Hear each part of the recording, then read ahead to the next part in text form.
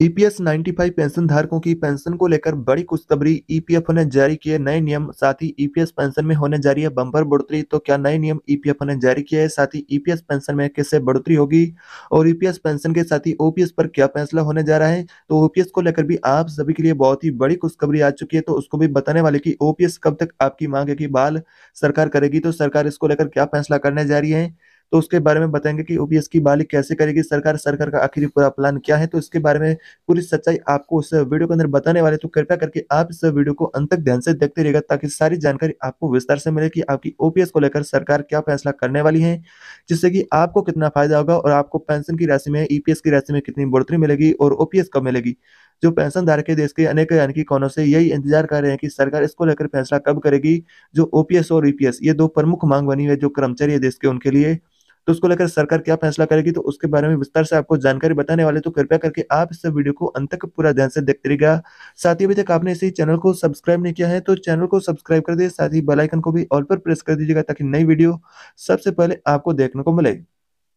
तो सबसे पहले बात करते हैं कि ईपीएस पेंशन में क्या बदलाव हो सकती है, इसकी क्या संभावना है और इसको लेकर सरकार क्या फैसला कर सकती है, और ईपीएफओ इसको लेकर क्या ऐलान है कर सकता है। तो सभी पेंशनधारक है उनके लिए ये वीडियो देखना बहुत ही इंपॉर्टेंट बनता है, क्योंकि आपके लिए जानकारी बेहद ही काम की है। तो सभी पेंशनधारक उनको जानना बेहद ही जरूरी है। तो फिलहाल आपकी पेंशन की राशि को लेकर ज्यादा जो मांग बनी हुई है कि 9,000 रुपए की सरकार पेंशन की राशि को लागू करे। दूसरी मांग बनी हुई है कि 7,500 रुपए की पेंशन की राशि उसके साथ में डीए के साथ में लागू किया जाए। तो ये दो प्रमुख पेंशनर्स की मांगे बनी हुई है, तो इसको लेकर सरकार क्या फैसला करेगी और ये खातों में आपके कब आने की खातों में आना स्टार्ट होगी, इसको लेकर भी अधिकारी कोई भी सरकार ने फिक्स कोई डेट नहीं जारी किया है कि इस तारीख को आप सभी के खातों में पेंशन की राशि है ईपीएस की वो यानी कि बढ़ोतरी के साथ आने वाली। तो ये यानी कि इसको लेकर विचार किया जा रहा है कि ईपीएफओ को लेकर यानी कि जो नोटिस श्रम मंत्रालय को यानी कि पेंशन धारकों ने दिया था पहले, तो उसको लेकर जो 15 दिनों का समय भी सरकार को दिया था कि सरकार इसको लेकर क्या फैसला करेगी। तो इसको लेकर कोई आधिकारिक फिर से यानी कि घोषणा आपकी पेंशन को लेकर नहीं हुई है। और वैसे में अनुमान ऐसा किया जा रहा है कि 9,000 रुपए की आपकी मिनिमम पेंशन को लागू किया जा सकता है, क्योंकि पेंशन धारक है वो इसी के पक्ष में 9,000 रुपए की राशि में ज्यादातर। तो वैसे में आपकी 9,000 रुपए की लागू करने को लेकर सरकार ऐलान कर सकती है। लेकिन जो नए नियम आपके लिए क्या होने वाले, तो नए नियम ये होने वाले कि जो पेंशन की 9,000 रुपए की राशि होगी अगर सरकार लागू करती है, तो इस तरह के जो मीडिया रिपोर्ट के अनुसार जो जानकारी आ रही है, वैसे में इस तरह की अपडेट आ रही है कि जो पेंशन धारक है ईपीएस के, उनको साथ में 58 साल की फिक्स यानी कि कंप्लीट एज करने के बाद ही 9,000 रुपए की पेंशन मिलेगी। साथ में उनको डीए भी मिलेगा और हायर पेंशन भी मिलेगी, साथ में उन्हें मेडिकल भत्ता भी मिलेगा और उनको 10 वर्ष का रेगुलर कंट्रीब्यूशन है वो भी कंप्लीट होना चाहिए उनका। जो पेंशन धारक है 9,000 रुपए की पेंशन लेने के लिए एलिजिबल होता है, तो उनको इन शर्तों को पूरा करना होगा, तो उसके बाद उनको 9,000 रुपए की पेंशन मिलेगी। इस तरह का मीडिया रिपोर्ट के अनुसार दावा किया जा रहा है, लेकिन ईपीएफ ने ऑफिशियली तौर पर इसकी कोई भी आधिकारिक घोषणा यानी कि जारी नहीं किया, न ही सरकार ने इसको लेकर घोषणा की है। इस तरह की यानी कि मीडिया रिपोर्ट के अनुसार सुझाव बताया जा रहा है कि जिस इस तरह यानी कि आपकी पेंशन को लेकर ईपीएफओ ऐलान कर सकता है और आपकी पेंशन की राशि को 9,000 रुपए भी किया जा सकता है। तो वैसे में अगर बात करें आप सभी के लिए ये फैसला कब तक होने वाला है, ये फैसला जैसे ही होगा सुप्रीम कोर्ट इसको लेकर फैसला कर देता है 15,000 रुपए की सीलिंग को लेकर, तो उसके बाद ये सरकार जल्दी यानी कि पेंशन को लेकर जो लंबित फैसला है उसको सुलझा सकती है। लेकिन फिलहाल इंतजार इस बात का है कि ईपीएफओ वैसे ही आपकी पेंशन में बढ़ोतरी तभी करेगा जब सुप्रीम कोर्ट के द्वारा इसको लेकर पूरी तरह से यानी कि आदेश जारी हो जाता है आपकी पेंशन को लेकर, बढ़ोतरी को लेकर या सेल लिमिट बढ़ोतरी को लेकर या संशोधन को लेकर, तो उसके बाद ही यानी कि आपकी पेंशन को लेकर कुछ नए बदलाव किए जाएंगे। तो फिलहाल आपकी पेंशन को लेकर फिलहाल कोई भी ताजा नए अपडेट नहीं है कि आपकी पेंशन की राशि को 9,000 रुपये लागू किया जाएगा। साथ में आपकी मांगे बनी हुई है कि सरकार हायर पेंशन भी लागू करे। तो इन तमाम जो पेंशन को लेकर मांगे उसको लेकर सुप्रीम कोर्ट के द्वारा जो फैसला होगा उसी के बाद यानी कि लागू किया जाएगा या कहे या फिर आपके लिए पेंशन को लेकर नया प्लान बनाया जाएगा। तो फिलहाल इस तरह की आज दिन भर की आपके लिए अपडेट होने वाली है। अगली बड़ी अपडेट आ रही है आपकी राष्ट्रीय पेंशन प्रणाली यानी कि एनपीएस को लेकर अपडेट आ रही है। तो उसको लेकर क्या अपडेट है, तो आइए जानते हैं कि एनपीएस में क्या आपके संशोधन होगा या फिर आपको ओपीएस का फिर से यानी कि बहाली मिलेगी या फिर नहीं।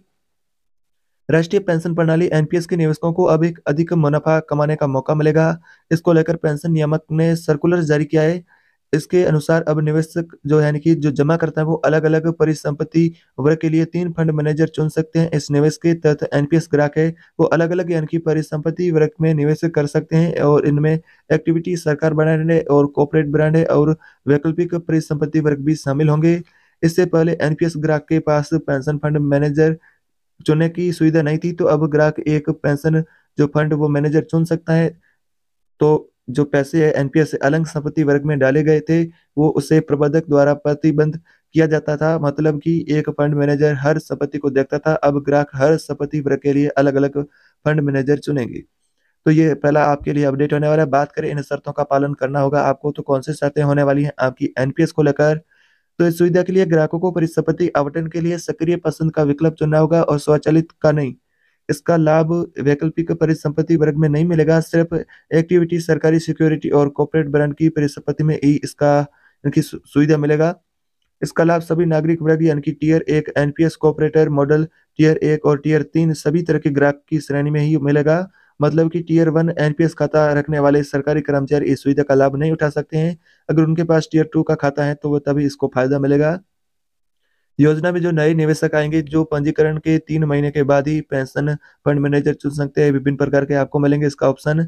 क्या फायदा आपको कैसे मिलेगा, तो आपने एनपीएस निवेश के लिए एक एचडीएफसी पेंशन फंड को फंड मैनेजर चुना है, तो आप इक्विटी और ब्रांड में निवेश करते हैं, तो यही यानी कि यदि कोष दोनों नीति निधि यानी कि प्रबंधक द्वारा कर रहा हो, तो आप एक्टिविटी के लिए अलग, ब्रांड के लिए अलग-अलग प्रबंधन चुन सकते हैं। इसका फ़ायदा ये होगा कि आप संपत्ति के हिसाब से अधिक बेहतर फंड मैनेजर चुन सकते हैं अपने हिसाब से।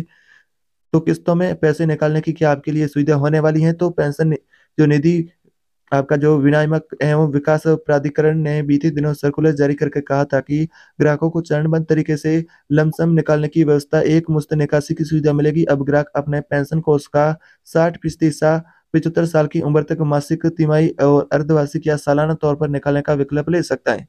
तो आपकी एनपीएस को लेकर इस तरह का विचार किया जा रहा है, लेकिन आपकी ओपीएस वाली को लेकर फिलहाल सरकार ने कोई भी आधिकारिक घोषणा जारी नहीं की है कि आपकी एनपीएस को फिर से यानी कि संशोधन करे या फिर आपकी एनपीएस को खत्म करे और ओपीएस को फिर से लागू करे। तो फिलहाल इसको लेकर कोई भी आधिकारिक अभी तक सरकार ने घोषणा जारी नहीं की है। तो इस तरह की मीडिया रिपोर्ट के अनुसार ऐसे तमाम आपके लिए जानकारी आ रही है कि सरकार एनपीएस में संशोधन करेगी और ओपीएस में सरकार यानी कि संशोधन करे या फिर ओपीएस को फिर से लागू करे। इस तरह की यानी कि बहुत सारी आपने अपडेट सुनी है, लेकिन ये सभी अपडेट है जो कि मीडिया रिपोर्ट के आधारित है। इसकी कोई आधिकारिक पुष्टि सरकार ने जारी नहीं की है कि आपकी ओपीएस फिर से बहाल होगी या फिर आपकी ईपीएस पेंशन में इनकी ₹9,000 की बढ़ोतरी होगी या फिर ₹8,500 या ₹7,500। ये सारी मीडिया रिपोर्ट के अनुसार अनेक तरह की अपडेटें सामने आ रही है, लेकिन इसकी कोई भी आधिकारिक सरकार के द्वारा और ईपीएफओ और सुप्रीम कोर्ट ने पुष्टि नहीं की है। तो तब तक आपकी पेंशन में कोई भी बदलाव नहीं होने वाला है। तो उम्मीद ऐसी की जा रही है कि सरकार और सुप्रीम कोर्ट और ईपीएफओ आपके इन लंबित फैसलों को लेकर जल्दी कोई बड़ा फैसला कर सकते हैं, जिससे कि आपको फायदा मिले। तो फिलहाल आपके लिए इस तरह की आज दिन भर की अपडेट होने वाली है। तो और भी ताज़ा आप पर डे के नई-नई अपडेट पाना चाहते हैं कि आपकी ईपीएस पेंशन में क्या होने वाला है? क्या ओपीएस बहाल होगी? ईपीएस पेंशन में कितनी बढ़ोतरी होगी? ईपीएफओ क्या फैसला होना है? सरकार इसको लेकर क्या यानी कि फैसला करेगी? इन तमाम जानकारी के लिए आप इस चैनल को सब्सक्राइब कर सकते हैं। साथ ही आप बेल आइकन को ऑल पर प्रेस करके रख दें, ताकि ऐसी नई जो जानकारी होगी पेंशन से जुड़ी, वो सबसे पहले आप ही को देखने को मिलेगी। तो एक और ऐसी नई वीडियो के साथ मिलेंगे, तब तक के लिए जय हिंद।